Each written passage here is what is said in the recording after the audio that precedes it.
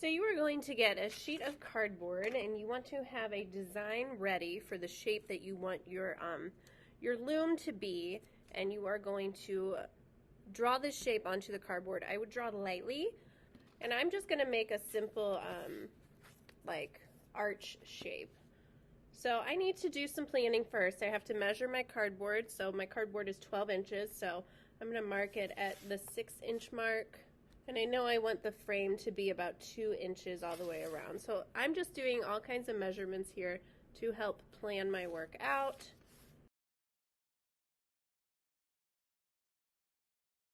So I created a 2-inch border. That's the size border I am choosing for my design, just so I have enough, I guess, stability, because if I think about cardboard, it can bend. And so if the border's thick enough, then hopefully it's not going to bend as easily when I work with it. There are ways to cut this. Depending on the shape, you could easily just cut your loom with scissors. Here in the middle, I don't know if scissors are going to be the best choice. Since we have a cardboard cutter or we have an X-Acto knife. Now both of these present danger. You can cut yourself very badly with either one of these, so you do have to be very, very safe when using these. So advice, if you're cutting, if you're right-handed, you're going to be cutting with your right hand. You keep your left hand over here gripping your piece so that way it doesn't accidentally get near your hand. So what I don't want to see is like you cutting and sawing with your other hand super near, because that's how accidents have happened, and I've seen them happen, and it's not a pretty sight. So be mindful of the way that you cut. This, you treat it almost like a saw. You just go back and forth, and this, you just poke it into the cardboard and start carving. Now I have a cutting mat underneath. I'm going to begin here with my X-Acto knife. So I grip it like so. I'm going to lay it onto my pencil marks. Okay, notice how I just moved my hand over here. And I'm going to begin slicing through the cardboard. Now I'm sitting down right now, and I can already tell I need to stand up in order to give it a little more pressure, because I can tell that wasn't cutting all the way through. So this is going to be really beneficial, especially on my curve here. I do think an X-Acto knife is going to be the best if you have curved designs. That way you have a little more control. And you're going to get a cleaner cut out of an X-Acto knife than you will the cardboard saw. But I'm going to show you both techniques just so you can see. So I'm just going to cut half of this out with the X-Acto knife. So there is that. So that's how you would use the X-Acto knife. Be very, very, very careful with these.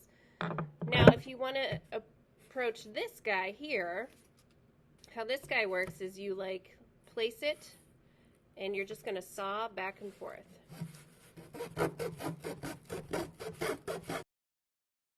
For me, this is a little harder to control because it's wiggling and I have to hold this tight, but that's essentially how you're going to be using it. Now I'm going to go back to my X-Acto knife because I prefer this method. Alright, now this is very careful. Look how close my fingers are getting because I do have to hold this tight. So you really just have to trust yourself and be mindful of what you're doing. Do not get distracted. As soon as we're done with the cutting of the cardboard, I want you to remove any cutting supplies so we keep our areas safe and we keep each other safe. So I'm going to get rid of all this. After you have your piece ready to go, I would take a large eraser and any pencil marks that you see, go ahead and get rid of those and tidy it up. Be very, very careful. Cardboard can cut you just like a piece of paper can.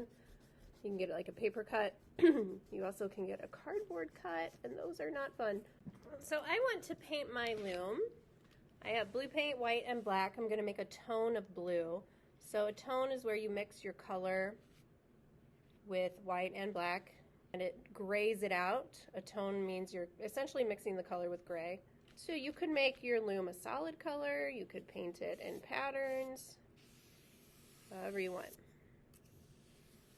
Now I'm just using a large paintbrush to cover up the space a little faster. I'm also sliding my paintbrush into the edges here of the cardboard so it's painted on the inside there, on the inside of the frame. And I do want mine to get lighter as I move up, so I'm going to do like a little ombre effect here.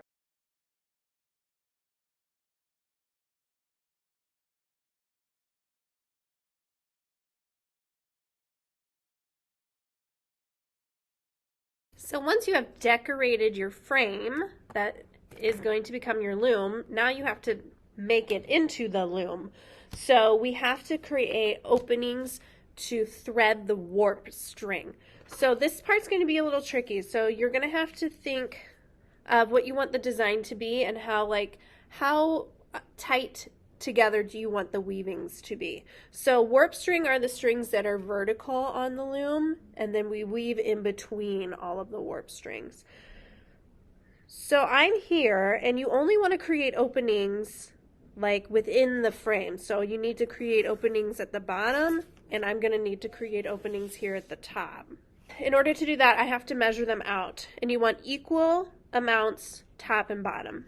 So what I'm doing is I'm measuring my opening, and mine's about 8 inches. And so I think I'll make mine, and I'm just making little marks at every 1/2 inch mark on my ruler.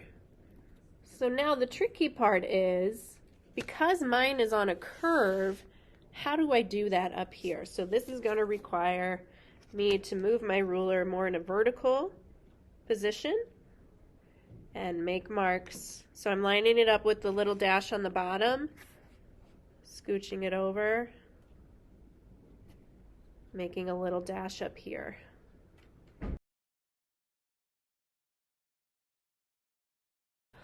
Okay, so I'm going to start poking holes in here, but you want the length from the edge of the loom to where you're going to poke your hole to be the same throughout. So if you need to take a few minutes and kind of measure how far up from the opening you want these, I would do that.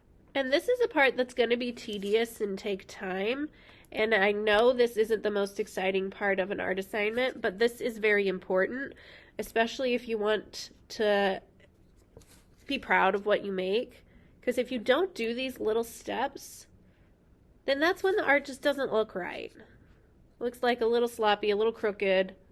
So I want you to count and make sure you have the same amount of little marks on the top of your loom and the same amount of marks on the bottom of your loom.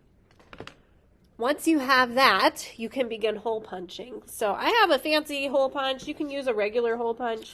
I'm going to use this guy.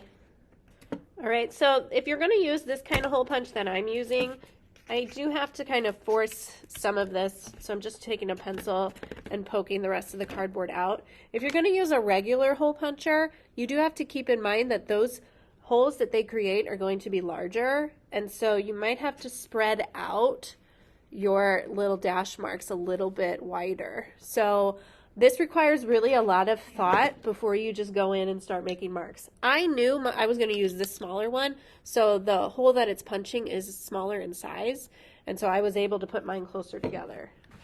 Okay, so once you have that, then you want to make sure you just tidy anything up now. So like I can still see some of my pencil dash marks, so I'm just going to erase those. So here's another example I'm showing you. This is a little more simple of a weave. I made the loom a lot smaller, but the process is the same.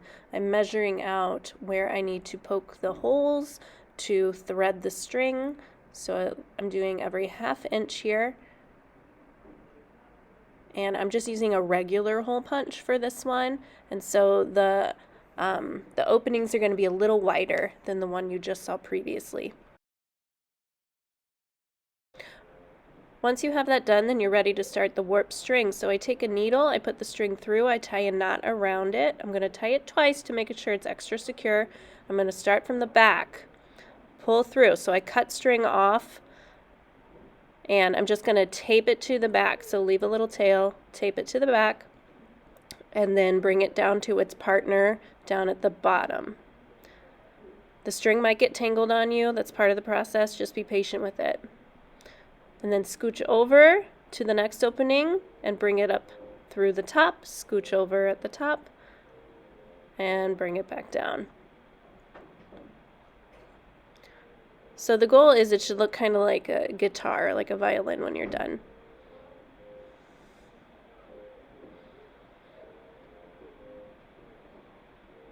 So every time I start a new section, I come up through the back.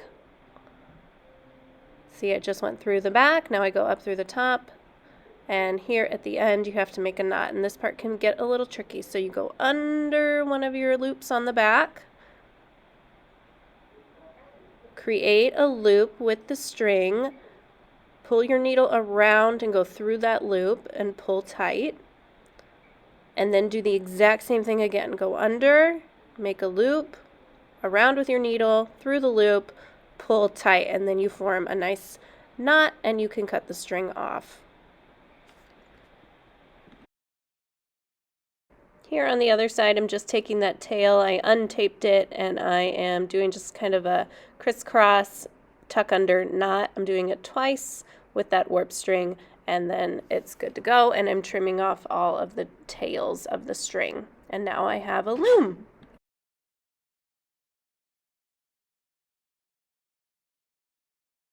Just like that.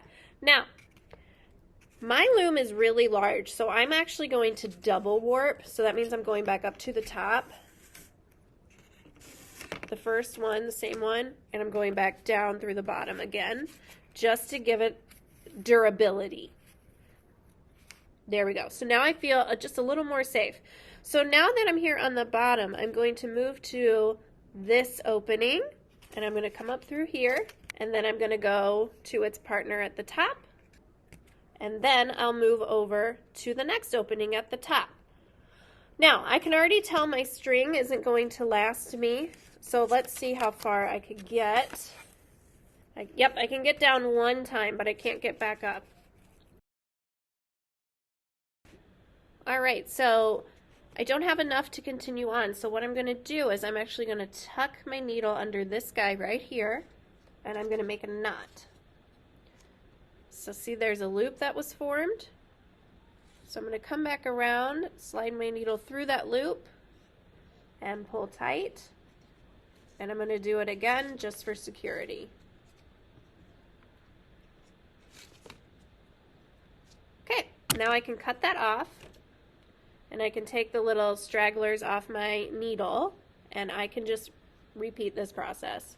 All right, so you want to make sure when you start a new one that you start from the back. So I'm going to go right where I ended up, and that way we kind of keep all of our maybe not so good looking pieces near the back. Again, your string should be long, but not so long that it's going to tangle up on you. So leave that little tail. I'm just going to tape it to the back, and then I'll tie those in knots at the end. Okay, so I have to double warp, so I'm going back up to the top, pulling through. All right, so here I am again. I have to make another knot because my string is not long enough, so I tuck it through one of these strings here.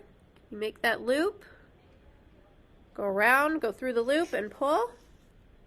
Do it again, tuck under. Get that loop around and pull. There we go. I got a nice knot. It feels secure. You're just going to do that same process until the entire loom is complete and tie a knot at the end. Now you're going to begin weaving. So try out different weaving techniques. I'm starting here with a basic tabby weave, going back and forth.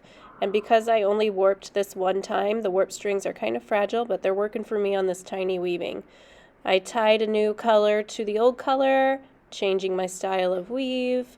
Here I am tying a new color in and trying one more technique. And here I have to end it. So I keep my thread on the needle. I'm going to tuck it through all the edges there, pull it through very, very gently, and then you can trim off any tails of yarn. And I'm going to do that for all my little stragglers there in the end. So keep your stragglers kind of long if you're going to leave them, so you have enough space to get it in the needle and then woven through the piece itself. Okay, so just tidy everything up. And now for this example, I'm actually decorating the loom at the end. I chose construction paper crayons, and I'm just making fun designs, thinking about color palette, what color are my thread, and then how can I make the loom tie in with that. And there you have it. So here is the weaving all complete. I tied off all my edges, made them look nice. And what I actually ended up doing is I grabbed another piece of cardboard and glued it to the back to make it double cardboard here, because my original piece started to get a little weak, a little too flimsy for me. And so I got another piece, cut it out, glued it on, painted it to sturdy it up, because this one is a lot larger than this other one that I made. So this one's holding up fine, but this one just needed a little more support because the weight of all the yarn kind of just warped the cardboard a little bit. But at any rate, here is your fibers weaving assignment, creating your own loom and trying out some different techniques.